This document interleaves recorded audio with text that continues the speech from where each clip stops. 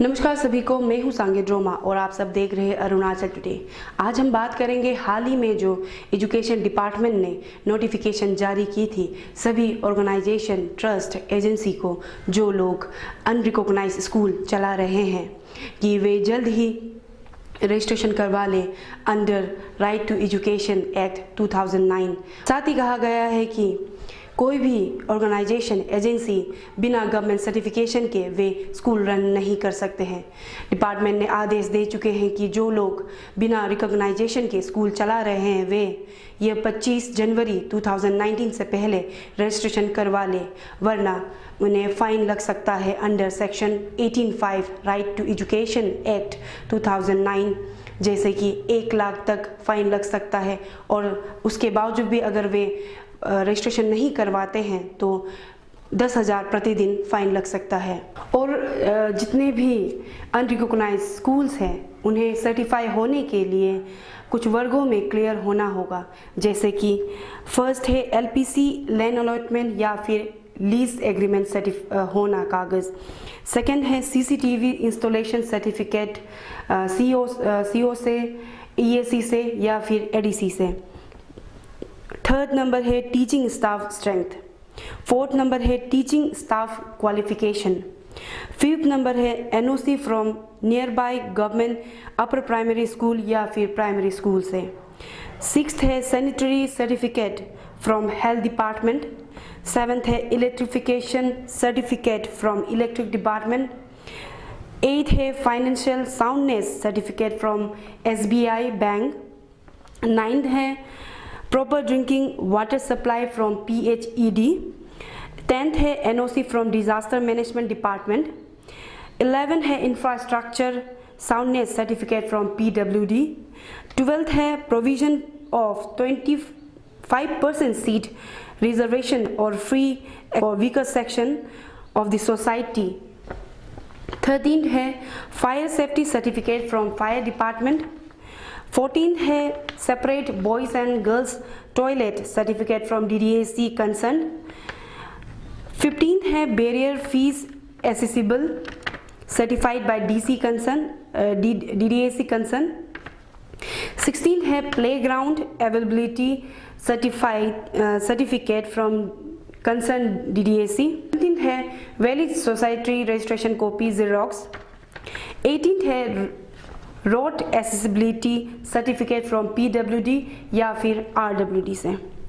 19th है all the documents should be forwarded by DDAC to DEE office with approval of DC concern. और department ने यह भी आदेश जारी कर दिया है कि जो स्कूल्स रिकॉग्नाइज्ड हैं अगर उन्होंने अपना रजिस्ट्रेशन रिन्यू नहीं करवाया है तो वे भी जल्दी करवा लें। चलिए पूरी जानकारी के लिए सुनते हैं डायरेक्टर एलिमेंट्री एजुकेशन तापी गाँव सर से। ऐसे है, ये स्टेट में बहुत सा प्राइवेट स्कूल्स मशरूमिंग हो रहा है। इसमें जिसमें हम चेक नहीं किया अनरिकॉग्नाइज्ड स्कूल है, रिकॉग्नाइज होगा तो हम सब क्वालिटी को चेक करके हम रिकॉग्निशन दे देता है, अप्रूवल दे देता है। जिसमें रिकॉग्नाइज नहीं है उन लोग छुपा छुपी करके किसी स्कूल का नाम में सर्टिफिकेट इशू करेगा, लेकिन स्कूल चलाता है अपना नाम में।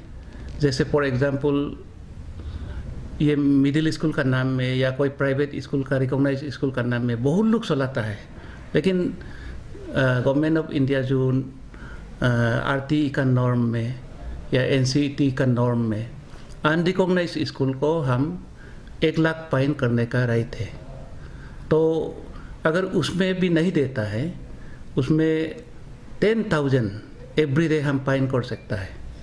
इसलिए पेरेंट्स को हमने पहले भी सुझाव दिया है कि एडवाइस किया है कि अनरिकॉग्नाइज्ड स्कूल में इस स्टूडेंट को दाखिल मत करो, क्योंकि जहाँ एडमिशन दिया अनरिकॉग्नाइज्ड स्कूल में, जहाँ क्वालिटी नहीं है, गवर्नमेंट का अप्रूवल नहीं है, उसमें होगा तो हम उसको रिकॉग्नाइज स्कूल में या गवर्नमेंट स्कूल में वापस नहीं लेगा, उसका सर्टिफिकेट को हम रिकॉग्नाइज नहीं करेगा, हम एक्सेप्ट नहीं करेगा। इसलिए हमने फिर उनको पहले भी रिमाइंडर, ये सर्कुलर दिया है, फिर ये रिमाइंडर है हम लोग का गवर्नमेंट का तरफ से ये है। सर आपका कुछ ऐसा डाटा होगा कि अरुणाचल प्रदेश में कितना अनरिकॉग्नाइज्ड स्कूल है? या फिर आपका लिस्ट में कितना रिकॉग्नाइज वाला जो आपका डिपार्टमेंट में है सर? एग्जैक्टली फिगर तो हम नहीं बता पाएगा, लेकिन not less than 300 schools in entire Arunachal Pradesh. Capital में ही 20 से कम नहीं होगा अनरिकॉग्नाइज स्कूल, ये कैपिटल में नाहरलगुन, ईटानगर या निर्जुली मिला के not less than 20 schools unrecognised school है। सर स्कूल के अलावा जो कोचिंग सेंटर्स हैं उन लोग भी ये RTE एक्ट के अंदर में आएगा? कोचिंग सेंटर RTE का एक में नहीं आएगा। बात है कि जो प्राइवेट स्कूल जो आप जैसा बताया कि काफ़ी मशरूमिंग हो रहा है स्टेट में जी, तो वो प्राइवेट स्कूल को एक रन करने के लिए क्या पर्टिकुलर गवर्नमेंट से क्या नॉर्म्स होते हैं सर? उनमें क्या क्या नेसेसिटी होता है कि क्या क्या नीड्स होना चाहिए तभी जाके वो रिकॉग्नाइज स्कूल का वो ले सकेगा सर? नहीं, हमने गाइडलाइन बनाया है। I can give U A copy of guideline हमने बना दिया है। उसी का हिसाब से डिस्ट्रिक्ट में हम फॉर्मेट भी दे दिया है DDSE ऑफिस में। उसी फॉर्मेट में चेक लिस्ट है, उसी चेक लिस्ट को गाइडलाइन का हिसाब से एक चेक लिस्ट देना चाहिए। देन DC अप्रूव होना चाहिए, चेयरमैन DC है, DDSE मेंबर्स सेक्रेटरी है, उन लोग वेरीफाई करके उस चेक लिस्ट का हिसाब से गाइडलाइन जो हमने नोटिफिकेशन दे दिया उसी का हिसाब से अगर नहीं होगा हम स्टेट लेवल में एक कमेटी बना के उसको वेरीफाई कर देता है। वेरीफाई करके वो जो नॉर्म में नहीं आएगा हम रिजेक्ट कर देंगे। जो नॉर्म में गाइडलाइन का हिसाब से सारा चीज़ फर्निश करेगा उसको हम यहाँ स्टेट लेवल में अप्रूवल करके रिकॉग्निशन सर्टिफिकेट हम खुद अपना से साइन करके देता है हमारा सिग्नेचर में।